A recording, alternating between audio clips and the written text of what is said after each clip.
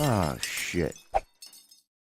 This episode of the BRG Podcast has been brought to you by our patrons. Here at BRG, we'd like to thank those patrons who have subscribed and donated. It is because of generosity like yours that makes this show possible.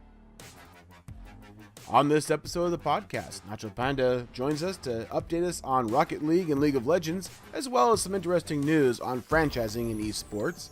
And me and Kirok cover everything leading up to E3, including scorecard for last year.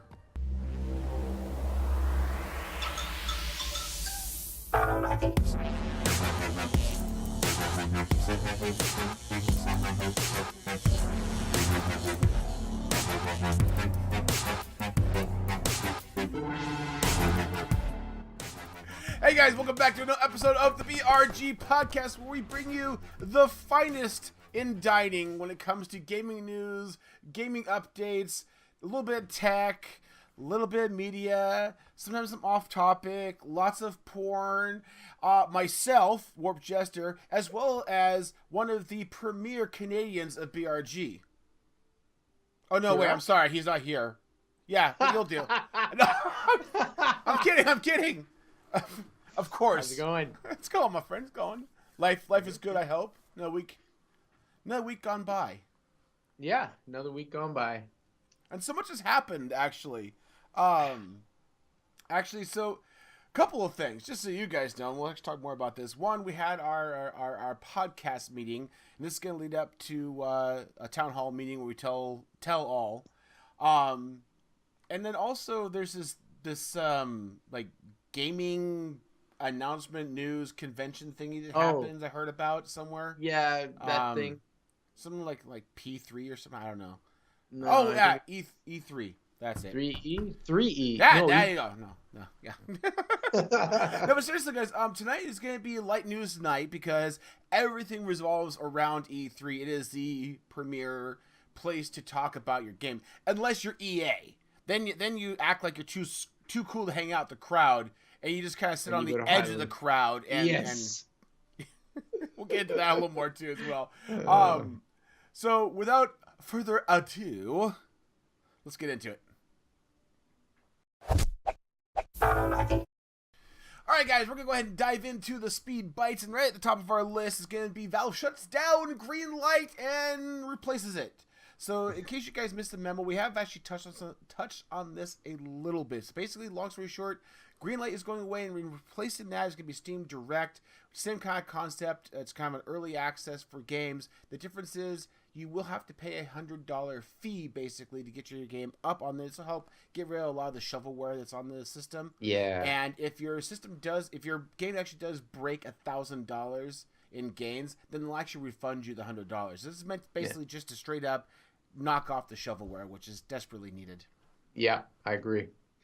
Rime, the game that's out for PS4 already, it's goes DRM free after hackers crack the game. This is reported from Engadget. So Tequila Works, the developer, basically said that their DRM, Denuvo, that's how you say it, Denuvo, they publicly said that if somebody hacks or cracks that they would then release an update that would remove the DRM. And somebody did. Baldman, a member of Skid Row Games Reloaded, published a workaround rendering the DRM protection meaningless. And shocks. So Tequila Works actually went ahead and released a patch and removed the DRM. And on a side note, that improved the game speed, like saving the game, loading the game. It actually made the game run better. How about that? And more shocking. So, yeah. Ars Technica also announces that, reports that video game voice actor strike is ending. Now, for those of you who've been watching along, we have touched upon this before. It's still going. It was going since like October of 2016, and they're called SAG-AFTRA. Basically, what's been happening is they've started signing individual agreements with members to work. So 36 companies representing about 73 games have agreed to the union's new contract. So there are voice actors out there that are getting work again. It's finally ending. Slowly, a little bit at a time, it's ending. Some Nintendo news. Now, this would not be a proper podcast with without some Nintendo news. So, Gear up. Nintendo fans in the U.S. will be the first. What will be the first to get the themed Pro controller? So there's actually a video on the Polygon account or article where they're showing different people playing different and using the Switch in different ways.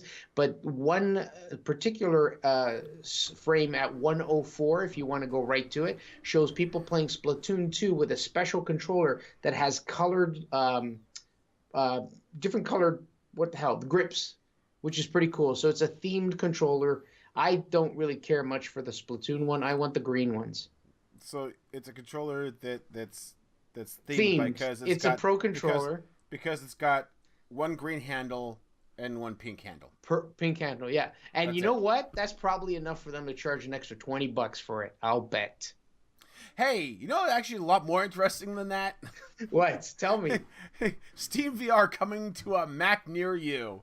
Aha! I kid you not. I know this is a little bit shocking, but while we were getting so busy for E3 to come up, there was actually this other big thing called WWDC, which is it's really meant to be kind of Apple's web developer get together.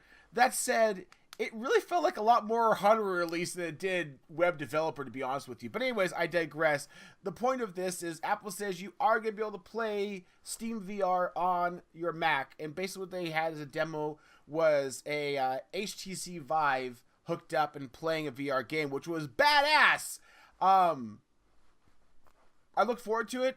Apple's had a really big issue with playing games, period, being compatible.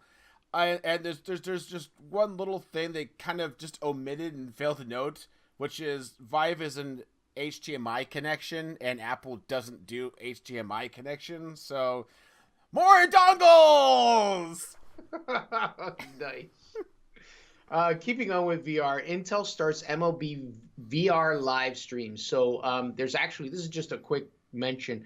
Intel and MLB, or Major League Baseball, have come up with they reached a 3-year deal where they're going to be doing this thing called Intel True VR Game of the Week. And they actually are going to broadcast games live via VR. So those of you who have Oculus or Samsung Gear VR, not available on Vive, and that you could throw on your headset, I know, and you can attend the game virtually, which is pretty neat. If you look at the link through the Engadget article, you can actually see the different dates and times for certain games that will be broadcasting in True VR. People. Standards! A little quick note on the tech front. We'll call this the last one here, guys. Apple is going to be using AI to make Siri smarter. Well... a little late to the game, guys, but welcome. Anyways, guys, that's going to wrap up the Speed Bites. Let's move on.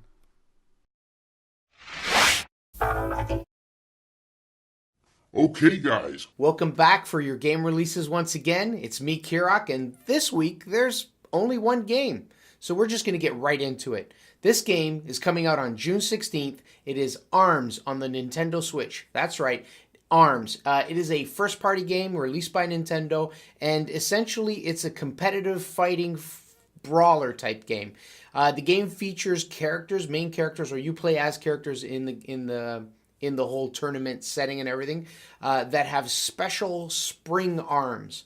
And the whole idea is as you're in the arena with your opponent fighting, your arms can actually stretch right across the entire arena and spring and stretch out, and then either hit them or block a hit or counter hit. It looks pretty cool. It's a neat concept. And because there are multiple characters, each characters have their own special moves. And not only that, in each character, you can find different kinds of arms with different special attributes, which is pretty neat. Personally, to me, the game looks a little too colorful, but don't mistake that for it not being great. I mean, it looks highly polished. It actually looks like a game that might do well in the competitive scene. You never know. It could potentially become some tournament quality material. But it's Nintendo. I don't know. Not my thing. And that's it, guys. That was it for this week. I know one game, pretty short, huh? But anyways, I mean, it was a good game, right? I hope you guys enjoyed it, and I hope to see you again next week. Bye for now. All All right, guys, it is time to start getting into the meaty bits or meaty bites of what's coming up here. Again, this is all going to be about E3. We're going to spend a good bit of time talking about everything regarding E3 and the kind of the three sections, if you will, I want to kind of dive into. We're going to do a quick, hopefully quick, kind of a E3 2016 scorecards. We're going to look back at last year, see what they were announcing, kind of see what came of it so you guys kind of understand what to expect this year. Then we'll talk about what has been announced that's going to be coming up at E3 and kind of speculate on what's going to be there. And we'll kind of go from there on that. So to dive on in, again, we're going to do a scorecard. So just for the scorecard, what I do is I want to hit the main players, the big players, and just kind of give a little kind of a, hey, let's, what got announced, what got said, and what actually came out, and so on. So for Xbox, on the hardware front, for Xbox or for Microsoft, there was, they actually talked about both the Slim, the Xbox One Slim or S, as well as Project Scorpio. They talked about. Now, there was no promise guarantee of timeline on that, but as it is right now, the S came out August 2nd last year. Now it was pretty much expected. There's no real stats per se in terms of is it super popular or not. It's just a slimmed down version of the original, basically. The same prowess for the most parts. There's a few little things there, but basically this is typical of them. They shrink down what they originally released, and that's all there is to it. 4K support and everything. Yeah, it's got 4K support, which has been HDR. Yeah, exactly. Is it true 4K? Yeah, there's been a lot of talk about that. So I won't say it's been bad news in that. It hasn't been really exciting, to that extent. And then Project Scorpio, again, they're very cagey. There's not a lot of details to it. We're starting to get more now. There's going to be, I'm sure, a lot of talk about it at this E3. But we'll get into that in a little bit here in speculation. So that's what came from Microsoft. As for Sony, for hardware, there was a PSVR, but I can't remember if they talked about it at E3, asked at E3 if it was a post thing or what. They might have mentioned it in the previous. I can't recall though. But yeah, I'm not real sure now. And I kind of did a little quick look, but I was running low on time, so I didn't have time to dive into it. But long story short, not a lot of hardware aspects going on here for E3. Of course, there's a bevy of vendors out there. It's not to say that E3 is lacking hardware. There's always a ton of hardware, but it's a lot of peripheral stuff that we're not going to go into because it's not that exciting, to be honest with you. Software-wise, this is kind of an interesting thing because I wanted to kind of dive in and show you a little bit about kind of scorecard, if you will, of all the different software companies. We're going to start off with EA because EA always comes out first. They like to do things their own way. Now, to be fair, EA last year was the first year EA quote-unquote broke away from E3, decided they're going to do their own thing. And their own thing was to rent a place right next door to E3 and do it the week before E3. Yeah. It's basically just a dick move on EA's part. And they did it again this year, just so you know. This is now the new standard. I think, honestly, it's one of those things of it's just marketing. They want to be able to kind of stand out from everybody else, get their stuff out first, so to speak, be the big announcements before anything else happens. That's why everybody's kind of treating them now. But anyways, for E3, quote-unquote, EA announcements for 2016, the big things to talk about was Mass Effect Andromeda, Battlefield 1, and Titanfall 2. So Mass Effect Andromeda released March of this year. Now there was some pushback on that one. There's a lot of talk about it. Metacritic score is a 72. Now, just so you guys know, to give you kind of an idea of what a Metacritic score is, this is a review of reviewers reviewing the game, giving their honest opinion on it. The mid ground, the average, this is a 100 base system. So obviously the middle ground is like a 50 to 74 would be considered middle ground in terms of your average. Anything above that, you go into the generally favorable, into the highly favorable if you break 90. So at 72, they are nothing too exciting there. And of course, they also have the user score. Now, user score is a little more depressing because it's a 4.9 out of 10, and that's not a bad thing. Except when you kind of lay it down, that's about a 50%. Keep in mind, this game was 50%. highly anticipated. Like, a lot of people really wanted this to do well. It got chatted up a lot. Yeah, the hype train. But it's not that it did bad. I think the thing it suffered more from were a bunch of bugs at the beginning. So yeah, I mean, here's the thing though: is that when you look at the kind of the rating system of things, technically, 5 out of 10 would be half, would be like 50%. Right. Some people call it a C. Realistically, though, when you get to, in my opinion, it's kind of like the grading system. You do an A through F system. If you get 50% on your test, you failed. Mm-hmm. Now, I'm not saying they failed per se. It's just, it didn't get the stellar reviews and scores that people were kind of hoping for. So just bear that in mind now. As we start going down these different reviews here, I've used Metacritic for all of these scores, so we have a consistency for you guys to see and get a feel for things. So I'm going to kind of blow through these. I just want to get the idea across of where things sit. If you see a Metacritic score of like below 70, that's not a great thing. If it drops below 50, it's really, really, really bad. That's right, yeah. And then for user scores, the red tells you something. That's pretty damn bad. So it's kind of a fail, honestly, just for the record. So for Battlefield 1, stellar game, great reviews, people love it. No, seriously though, guys. This is actually a very popular game. It's got an 88 from Metacritic, which is just a hair's ass away from being in the top tier of great games. User score is extremely positive at 7.4.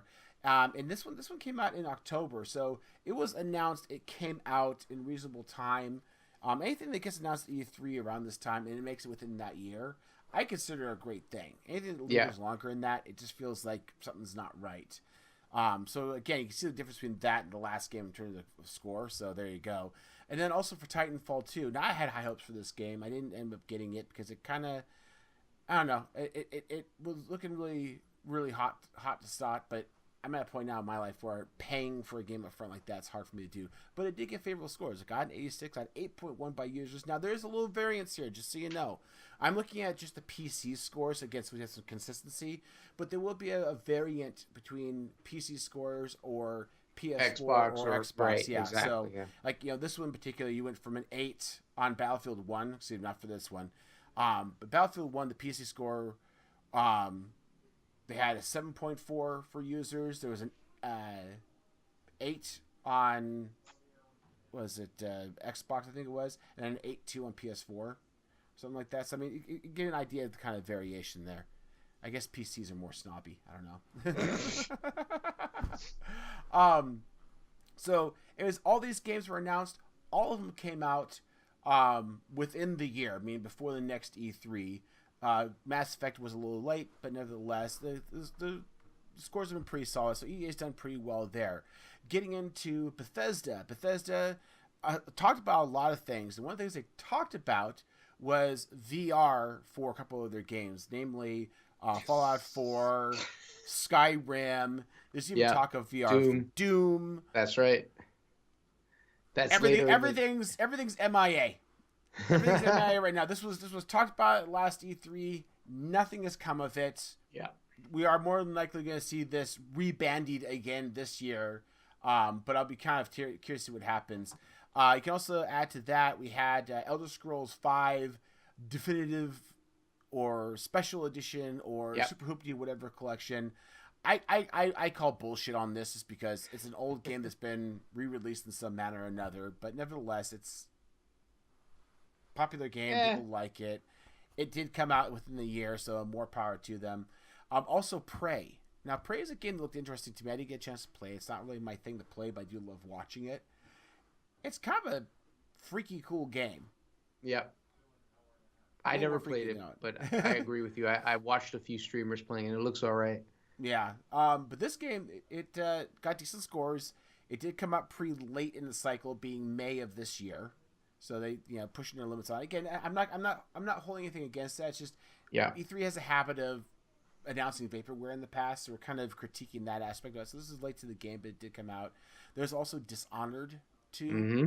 Yep. I have never really gotten into this, so I can't say much about it. But again, favorable scores, a little lower than the usual. There's a little more of a desperation between the reviewers and the actual people for this. But nevertheless, did a pretty good job. Did come out in November of last year, so they was kind of on target for when they said it was going to be pulled out. So Bethesda, I kind of give Bethesda kind of a half star, 50%, because there's a lot of hype about VR for their games, which the games they have would be brilliant VR IP in my opinion, but just nothing happened with that.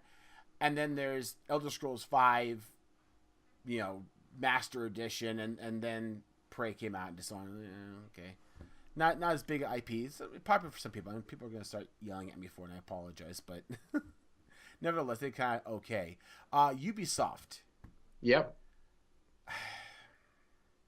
So first of all, there's South Park Fractured But Whole. Talked about last year. Not even going to be released to the end of this year. With all due respect, and people are going to hate me for this, it's a South Park game. It's a lot of dick and fart jokes. I'm sorry. I couldn't give two shits less about it. And it's taken this long for it to get their shit in gear.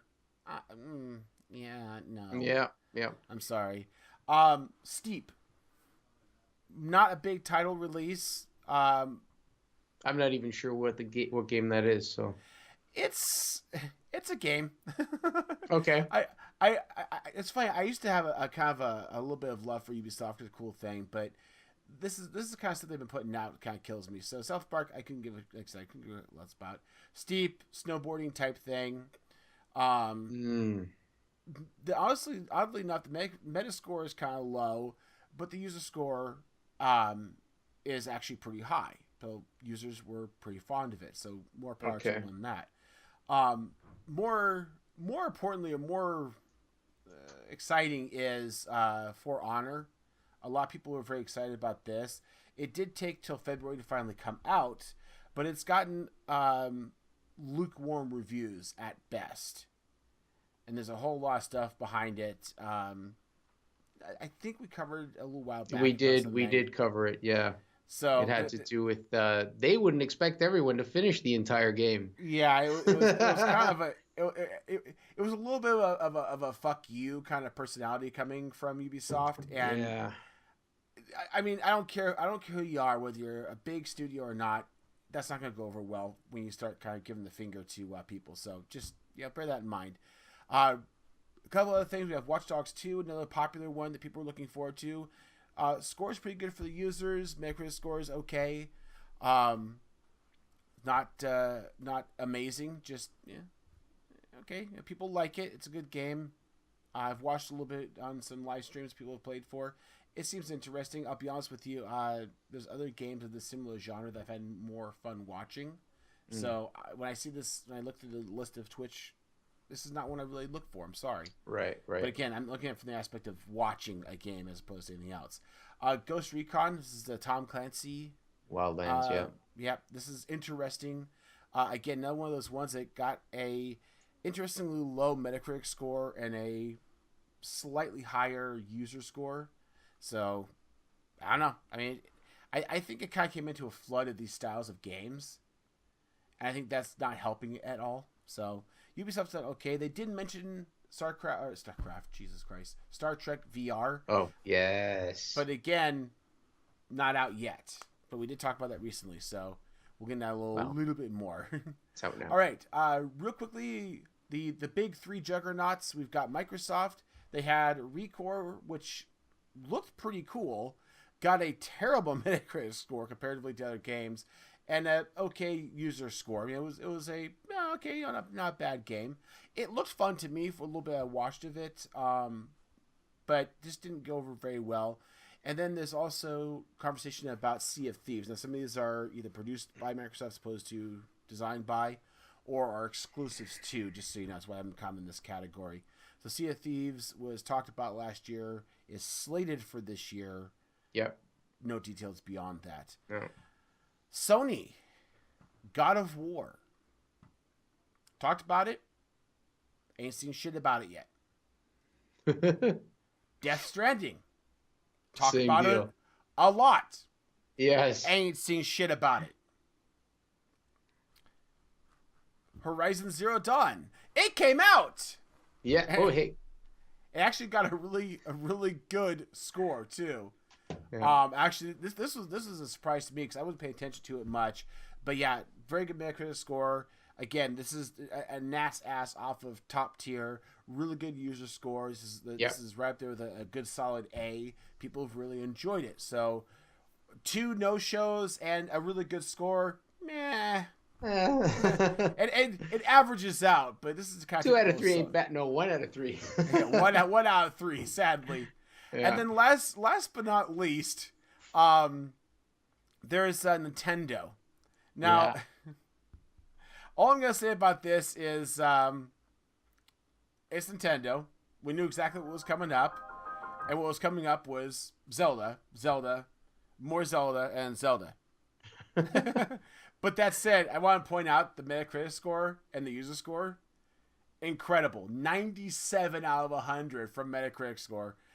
Metascore. And that's awesome. An 8.4 for users. So this was a well-received game. They did also talk about Pokemon Sun and Moon. So there was that as well. So, peek it in the ear. Oh, full volume sucks. Anyway, so that's come up kind of lukewarm with people. It's Pokemon. Yeah, actually, Pokemon Go kind of revitalized Pokemon, so there you go. Anyways, I apologize. I took a lot more time kind of doing that, but I want to get you guys familiar with what's coming up or what's come up in the past and kind of get an idea. It really is kind of all over the place. Most games could be solid. A lot of games could be sketchy. Some are yeah, exactly. Usually, it tends to be if there's a game already been in playing for a while, it's going to come out that year. You're pretty set. If it's things like, hey, this is going to be on VR, this is going to be on the new whatever platform, the holodeck platform, you're probably not going to see it for a while, to be honest with you. Anyways, let's talk about. These are actual announcements, 2017. Actual announcements. So, real quickly, just so you know, again, EA does their own thing. As a matter of fact, EA is already doing their announcements now. They're doing their releases. Again, this is EA week. Then we have E3 week after that. Okay. EA announced a lot of things. I'm just going to cherry pick a few things here. It's going to be Battlefield 1 gets night maps. Need for Speed Payback is going to get a new heist mode, which actually looks very entertaining, I might add. Also, Brothers, A Tale of Two Sons creators is actually working on a new co-op Prison Break game, which actually looks entertaining. Cool. And then BioWare is working on a new IP called Anthem, which kind of looks like a Titanfall competitor of sorts in its personality. That's about the only thing that's really interesting coming from E3 or EA. There's some other IP that was yes, they talked about Star Wars. There's going to be new Star Wars IP coming. Everybody was having epic meltdowns about. So we will be seeing a lot more about that. Kirok. Yeah, so 2017 speculations. I went through a bunch of articles, all from Polygon, and they actually did a good job. They were breaking things down. So Bethesda, for example, they're saying what to expect. One rumor is that Bethesda will be announcing a new game by the name of Starfield. It's basically an open world science fiction type game, and they say that it will in some way link up all of the existing Bethesda worlds. So I don't know exactly what that means when I was reading through the article, but it's kind of cool. I was hoping more like, it says Starfield, so it's got to involve space. If it involves space, as long as they don't have the same guys who did that other game, what was it? the one out in space, then it should be fine. The one that nobody remembers the name. My God. Okay, carrying on. Going with Bethesda, one of the things that they did announce in a previous E3 was Fallout 4 in VR. So what they're hoping is that they'll have playable demos at VR for people to try out and see. So hopefully they do have something like that. I hope so. Yes, another speculation is Doom VR, which you mentioned a little earlier. Yep. So hopefully I don't know about first-person shooter VR, just for the record. So like that could get ugly. they're gonna have to have buckets you can wear around your neck when you're like playing, because that can't get ugly. Well, okay. Putting aside for the moment the fact that when your eyes see something your body's not doing, your brain has an issue with that. I'm not. It's not even that worries me. It's the fact that Doom, for example, is what they call a twitch shooter. Like, there are like milsims where you're sneaky, you're slow, you're methodical. Things like Unreal, Doom, Quake. These are things where you're jumping around and being spastic and moving. And you want to put a VR bucket on your head and do that? Well, so we'll see if that's it. Remember, it's a speculation, right? So the other thing is Skyrim, and you did mention Skyrim, but the thing is we want to see it running on the Switch. So that's what people are really, really like. Are they going to show this thing on the Switch finally? It is slated to come out on the Switch later in the year. Nobody gives a shit about Switch. And the other thing they expect Bethesda to go through or mention is a new Wolfenstein iteration. They haven't said specifically what, but they're expecting them to mention something about Wolfenstein. I'm gonna call foul on this. They have Doom. Yeah. They have Quake. Yeah. They have Wolfenstein. Okay. Did they own all the Twitch shooters now? Well, Wolfenstein's going more toward the milsim, but those are all like classic first-person shooters that one company owns. I think that's unfair. Yeah. It's like corner the market. So what to expect from Microsoft, for example, and you touched upon this earlier, Scorpio is expected to be the center of the show, at least hardware-wise. We know the specs. We already got those. Now we're hungry for stuff like the name of the device, what they're going to actually call it, Xbox Xbox 2? I don't know. TOO? Xbox TOO. Xbox 2. The price, the release date, even what it looks like, because they didn't show what it looks like. Will 4K be a standard? How will VR work with the system? Are they going to go with Oculus? Are they going to have their own whole headset set up like the PS4 does? And so on. That's interesting. Yeah. The other thing is AAA titles. Which IPs will make the jump over to Scorpio? Like, what's going to be on that system that will attract me to buy that system? So those are the kinds of things. Moving on to Sony at E3 2017, what to expect. They did announce that they're going to be having a new gold PS4 Pro for sale during the show for $249 US. I know, it's a gold PS4. Like, really? Where are the diamond studs? I was going to say that it has Swarovski crystals in it. Why? I don't know. I'm whatever. Speculation is that they're going to drop the price of the PS Pro permanently to compete with Scorpio. Also, I think that's a gimme right there. Yeah. Also, speculation is that the PSVR will also drop in price. Now, see, there's something I'm very curious about, because the PSVR, the fact that PlayStation got the PSVR to market when they did, I think was absolutely critical. This was a piece of hardware that could have easily vaporwared until at least this year, and people would have expected that. And yet Sony stuck to it and brought it out in a reasonable timeline. Did very well. It's done very well. I think it's done very well on two fronts. One, because VR in general is still very young. There's still a very small populace that has a headset they can use, like the Vive or the Oculus. So this becomes that first generation entry level thing that people got into, and more importantly, it completely beat Microsoft to the punch. Which I don't know. I don't know what Microsoft's plans are. You know, they obviously got But it seems like they either missed the boat or they have a very calculated reason for not jumping into this. And remember, we did talk about... I can't wait to find out. We did talk about the fact that they're partnering with other companies to create VR headsets. That's true. So I wonder if that's going to play into this.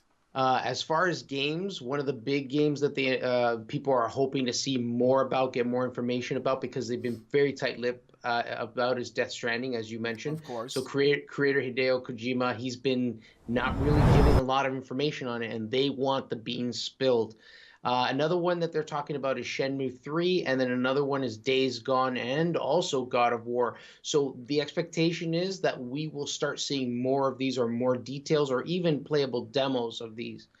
Going on, Electronic Arts, and these are the guys that kind of do their things a little differently.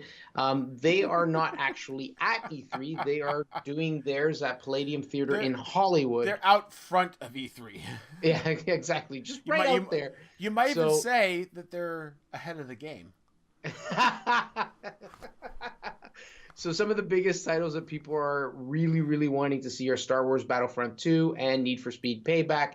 And a few other titles are going to be Madden NFL 18, FIFA 18, UFC 3, and Wildcard. I roll my eyes, but EA did make their mark as being the digital sports, sports simulation type thing. So.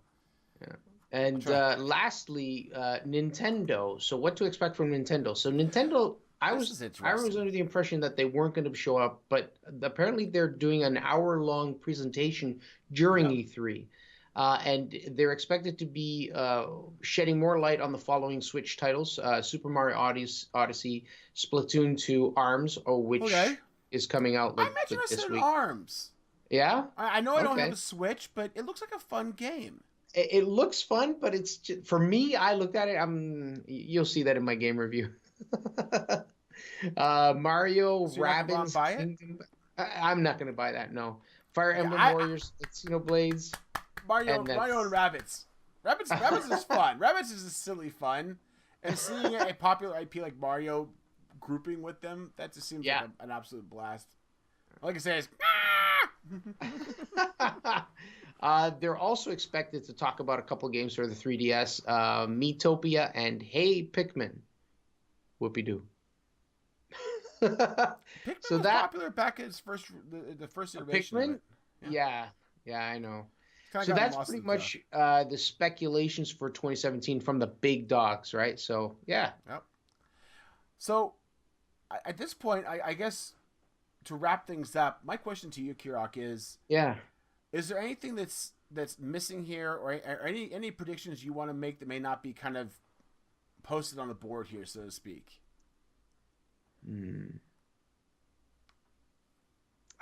See, that's the thing. Like, I mean, I was gonna say they're gonna show off. Microsoft will show off what their solution for VR is, but that's there. You think? Well, right. I'd be curious though, because Microsoft, their focus for a while, at least outside of Xbox, was their AR system, and then now they're doing this partnership with other companies to make VR headsets. VR, yeah. I'm hoping Microsoft can kind of get focused. I think they've put some weight behind VR. They can really do something, but we'll see what happens to it. My personal hope is exactly that. My hope is that Microsoft gets into the VR game. Yeah. We'll see where it goes from there. Yeah. And now, they recently started. Didn't they recently start the Game Pass? I think they did. Yeah.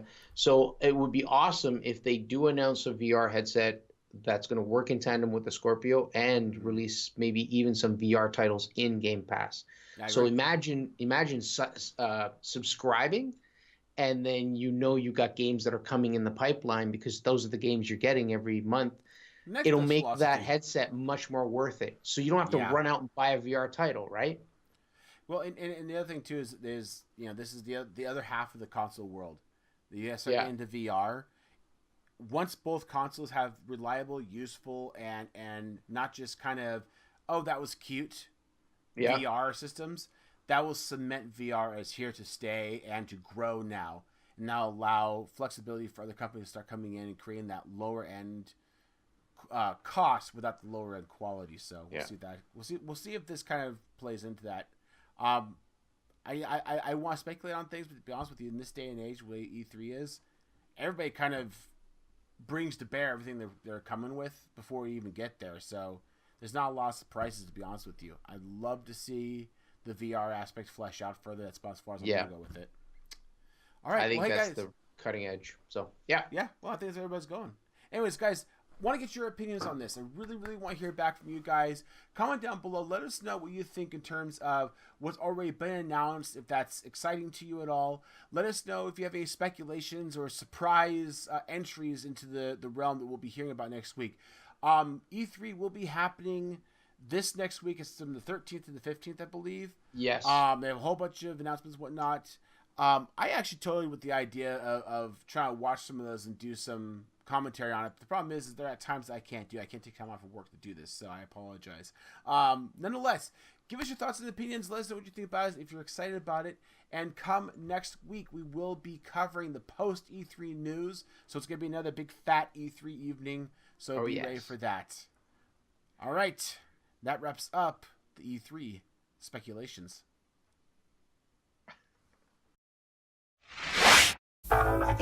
What's up, everybody? It's your boy Nachopanda, and tonight we are going to be going over some awesome stories in the world of esports. We got Rocket League World Championships. We got the first week of the North American and European LCS.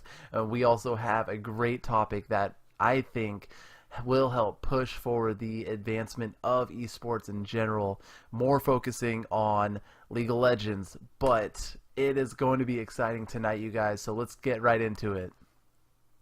Alright guys, for our first story, we got Rocket League and the World Championships. Now this happened June 2nd through the 4th, over 3 days. So 3 days of just pure Rocket League skill extravaganza. You know, it was really exciting to watch these guys play. They were all very talented. And I talked a little bit about it in our last esports segment, so I would say go check that out if you haven't already, and then come back to this and we'll continue from there. But for those who are caught up, I didn't really have a whole lot of knowledge going into this. You know, this is kind of a new esport for me, but I have heard of a few teams like NRG, Flipside Tactics, Rogue,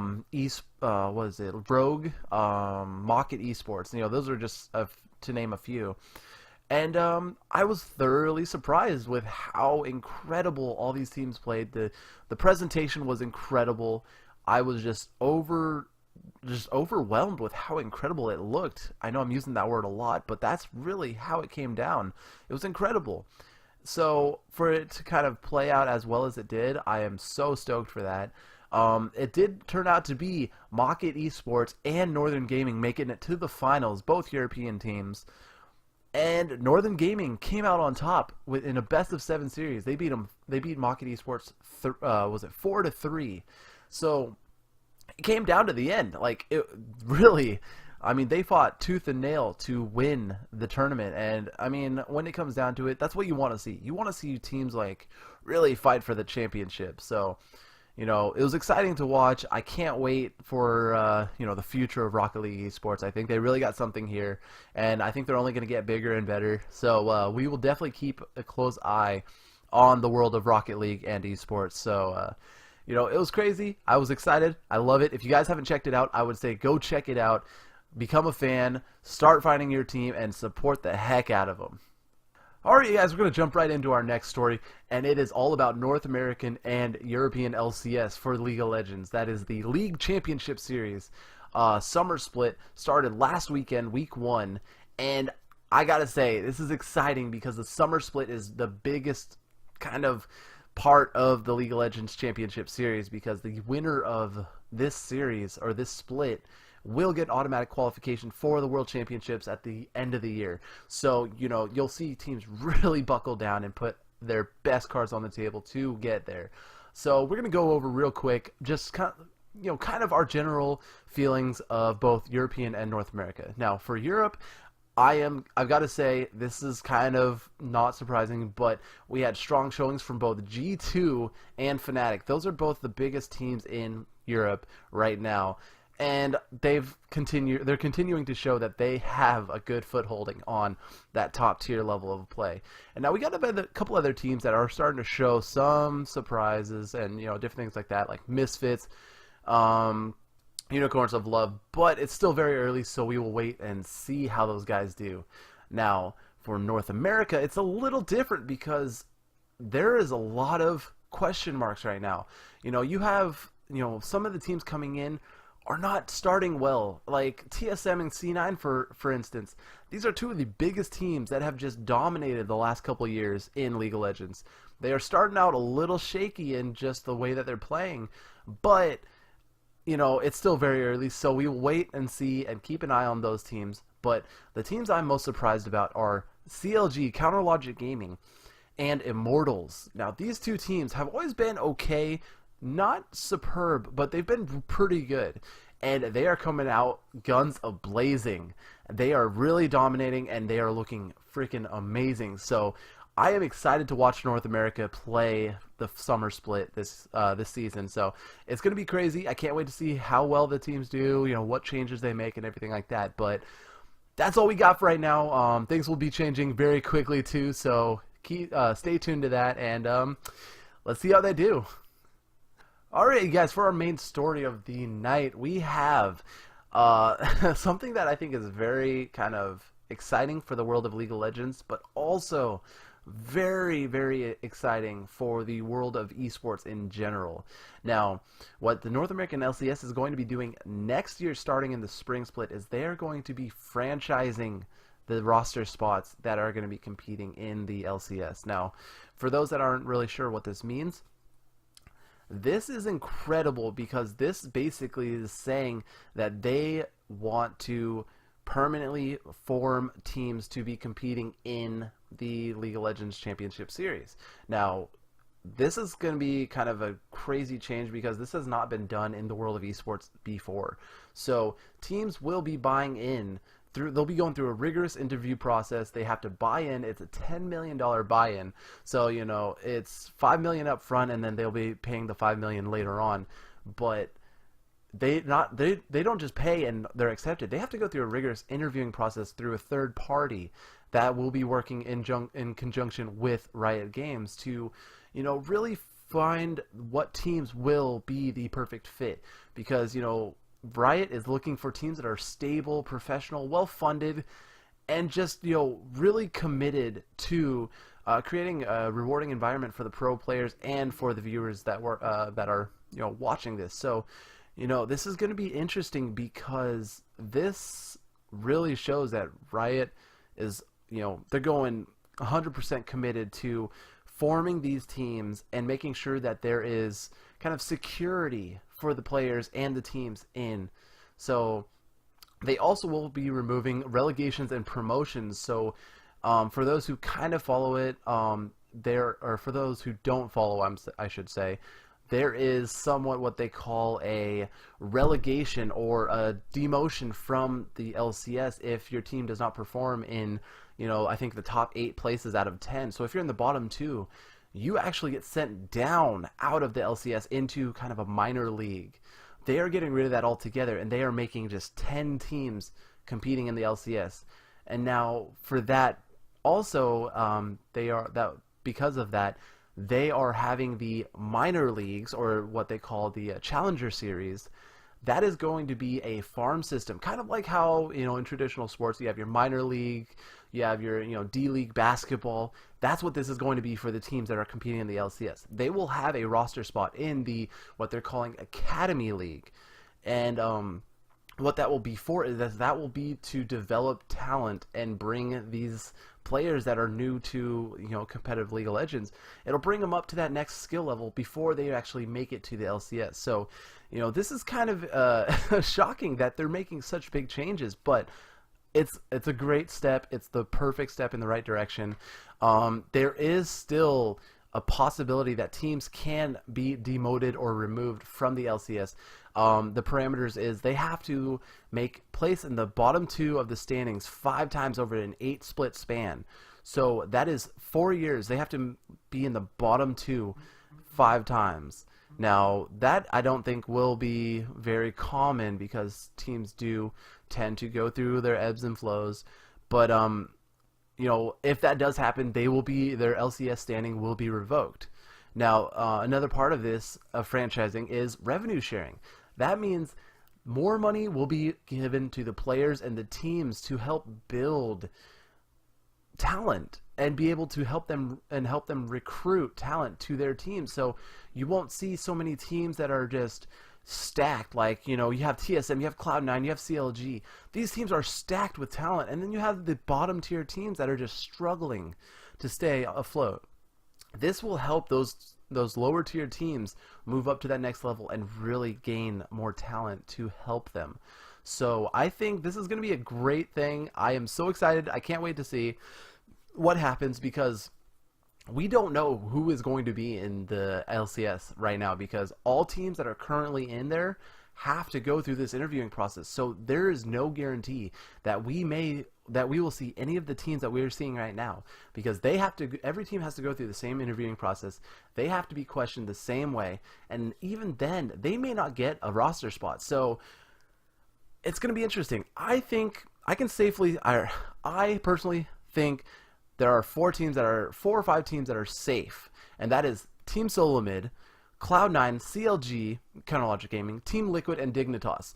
Now the last 2, I'm 50-50. I'm more like 60-40, because they have the financial backing of major financial providers. Like the 76ers are backing Team Dignitas, and another financial group, Axiomatic, is supporting Team Liquid.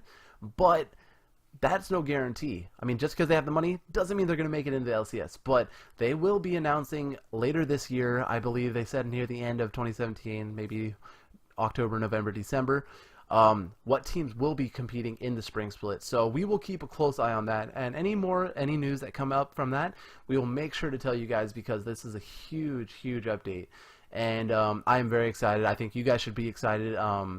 So we'll definitely keep a close eye on this. Alright, you guys, that's going to wrap it up this week for our esports coverage. Like always, make sure to like this video.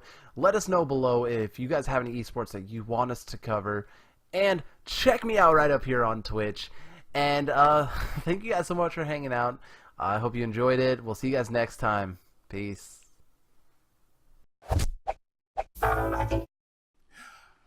All right, guys, we're going to go ahead and wrap this up for the evening here. We do appreciate you joining us to go through all the stuff that we go through every week. This is a lot of fun, and we do enjoy getting a chance to talk about all the gaming and stuff, especially with E3 being around the corner. It's, getting a chance to see what's coming up and then being able to report on it is an absolute blast. That said, we do other things, believe it or not. Kirok, my friend. Yeah. You have a YouTube channel. I do. And Twitch. And Twitch. A whole bunch of stuff. Yeah. So I've been streaming. We are doing streaming. Now, I got to call you out on this, because... Go. What? You're on Mixer. Yes. But I've heard a dirty little rumor that you may be cheating on Mixer soon. The thought has crossed my mind to try and go back to Twitch potentially, but there is a feature called Restream.io that allows you to stream to both simultaneously, which is pretty cool. Cool. So if I'm simultaneously streaming to Twitch and Mixer, would I be a Twixer?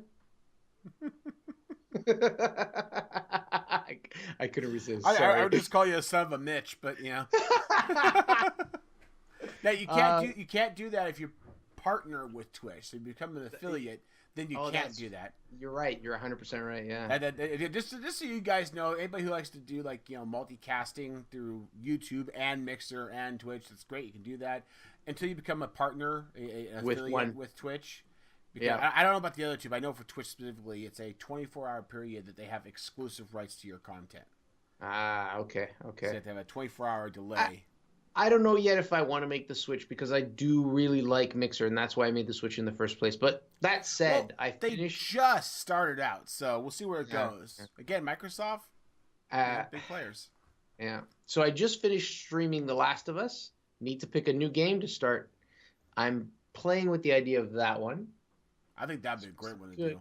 Yeah. So I hear it got good reviews. Yeah. Yes. I think you're right. And other than that, I'm prepping for more VR. Like, I want to get into VR. I have everything set up. I just got my microphone, the one I was supposed to get.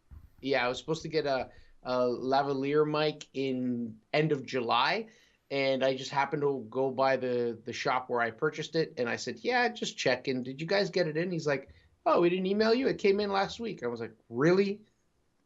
So I got it now. I'm gonna hook it up, test it out, check it out, see how well it works. It'll be better than the camera mic that I have. I'll be looking forward to that because that'll be very fun to see some more content. Yeah. You do have the Project Singularity group, of course. Yes. Game night. Yes. Guess what? Game day. It was on Thursday. I was there. Hamnisu was there. Walden was there, and we welcomed a new member. Yeah. Can you believe it? I'm not following the script anymore. I was gonna say you're breaking all kinds of boundaries here. Yeah, man. And a new person. Who's a new person?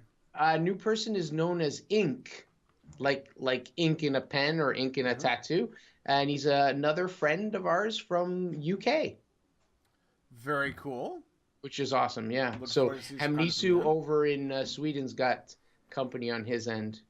Yeah, a few people over there. He's got Walden too. No, is it Walden over there? No, Walden's in the U.S. Oh, Walden's U.S. Okay.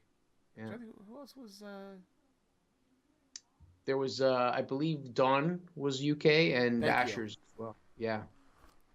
The rest of you guys are a bunch of Canadians, eh? Oh, yeah, Australian Canadian now. Yeah, really. I am terrible at doing accents. Period. So. wait, hold on. You're terrible at doing your own accent. I'm terrible at doing any accent. I do my own accent, but that was a horrible Canadian accent. Just for the record, sound like Australian. No. Nice. Do you ever notice how Australians, when they say nice, it sounds like no ice? Yeah, no. Hey, you know what?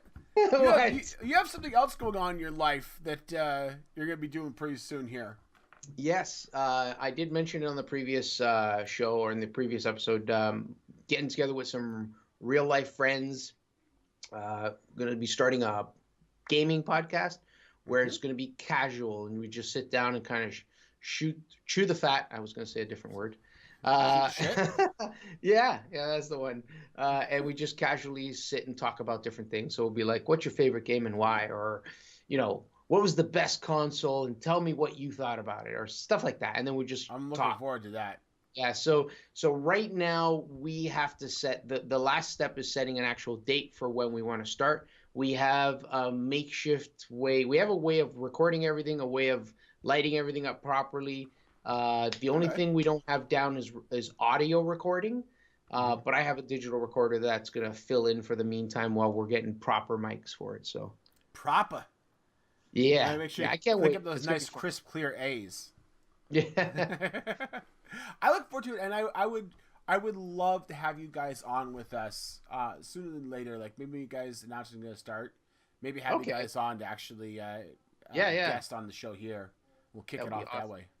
Okay. Love to have you. And of course, guys, you can keep up with Kirok on his Twitter, among other things. Really and honestly, you just need to go over to like Mixer and to YouTube and subscribe and hit the bell and follow. Smash that like button. Smash that like button. Oh, fuck, I hate that. Run that like button over. Anyways, and myself, guys, as you know, I usually have content coming out on the gaming channel. I had been really lazy about getting more edited, so I apologize. I do have more in the works I need to do. I need to get to that. Same with my moto vlog. I still do have stuff coming out in the moto vlog, stuff that's queued for it. I got some new stuff I'm putting out. I've just joined a moto vlog Discord group. It's a bunch of small moto vloggers. A person I follow called Dork in the Road, he turned me on to it. A lot of really good people. I'm really enjoying that, and I'm looking forward to start kind of working with a lot of them to cross promote, have fun, do stuff. Again, this is just a hobby, so shitty moto vlog is shitty moto vlog for a reason. Low quality cameras, but there's definitely some new stuff that's coming down the pipe there. Hopefully sooner or later. Anyways, I watched one of yours where you're just driving down this beautiful my ride scenery. Videos. Yep. Yeah, it's very nice. I love the ride videos because they're easy to edit. It's on end of it. Now there's some. I live in the Santa Cruz Mountains. It's gorgeous up here, and most of these rides are like my commute to places, so it's easy to catch them. So yeah, definitely. And of course, I'd be remiss if I didn't mention good old Bottle Rocket Gaming, our wonderful collective. really looking forward to this weekend. We've it'll be after this post, but we'll have our town hall meeting. So we're going to be doing the town hall meeting, and then we're going to be having all kinds of fun. Another thing I'm going to reiterate from the ad break is we are going to be having another Freeview. I'm actually going to be hosting a Freeview event. Now, Freeview is, as I said, is basically a game to get together, but I'm looking forward to it because the game Crossout looks like an absolute blast of a game, so I'm looking forward to that. We do all these kind of events all the time, so if you're interested, definitely join us. Come over to ballrocketgaming.com, sign up, become a part of Ball Rocket. This is going to be for Ball Rocket people, which is simply saying, hey, come over and join us. Sign up, be a part of the group, and then you can join us for group events. That's basically what it boils down to. We do have a Discord. It's a public Discord. You can join us, pop in, say hi, and get to know us. So definitely do that. And, of course, as always, come by the YouTube channel. We got more content coming out now. I've split out the outtakes, so we have outtakes on Fridays and the podcast on Mondays. We're going to have Freeview content coming out pretty soon here during the course of the next month. And then I have 2 other projects in the works I talked a little bit about in the past. One is going to be the roundtable episode we're going to have once a month. I'm hoping by the end of this year I'll have that up and running. We'll see. Also, I've blown the dust off of my Inside the Gamer Mind series. I want to start actually getting that ready to go. I've got a few things lined up in the works, already, lined up ready to go. So hopefully that'll come probably this fourth quarter, if you will. Basically a couple of months we'll have that up and running. So look forward to Freeview play coming up, and then hopefully the Inside the Gamer Mind and the new podcast content. Cool. So yeah, fun stuff. And another thing too is what's gonna be nice about the Freeview is that Freeview will definitely be something we're gonna stream on our Twitch channel. So you'll see content coming through the Twitch channel. And Bob is actually working on livening up our Twitch channel, so there'll be a lot more content coming through it. We're gonna have partners joining us to stream through our site. So look forward to that. Again, follow us on Twitch. You'll be able to keep up with us on that. And of course, as always, guys, we do appreciate all the help you guys give us, whether it's a shout out in the media of your choice, or just following us and make sure you catch our episodes when they come in. Of course, you can also donate if you'd like. Donating cash really does help us out. That's money that goes straight into paying for the servers we have. Like we have an Insurgency server. We've got an Ark Survival server. And a lot of people are doing stuff on that. These are the things you can pay into to help us out. We can create content for it. And, most importantly, something you can come play with us on. So, feel free to pitch in and come help out, because we always enjoy the company and appreciate the help on that. So, all right, I'm all kind of buggered out and tired here with Kirok. I have gamed my safe today. Oh. Whoa. One more thing. What? Yeah, I'm gonna pull Steve Jobs here. Just one more thing. No, I do want to do some other events with you. And I'm gonna call you out here. There are a couple of games I'm starting to play, and I'm really enjoying them, like Heroes of the Storm. And I want to get you on board with some kind of games like this. And I know. Oh, no. Oddly enough, the people that we're doing with Hop Along Games, they're trying to get me into HOTS, Heroes of the Storm. Okay. I'm just learning. I'm total newbie at it. But I would love to get into it, and I would love to do some collaboration with you. So I'm going to call you out here. I would love to get a chance for us to get together sometime and do some streaming or recording or something with it. Oh, man. Okay. All right.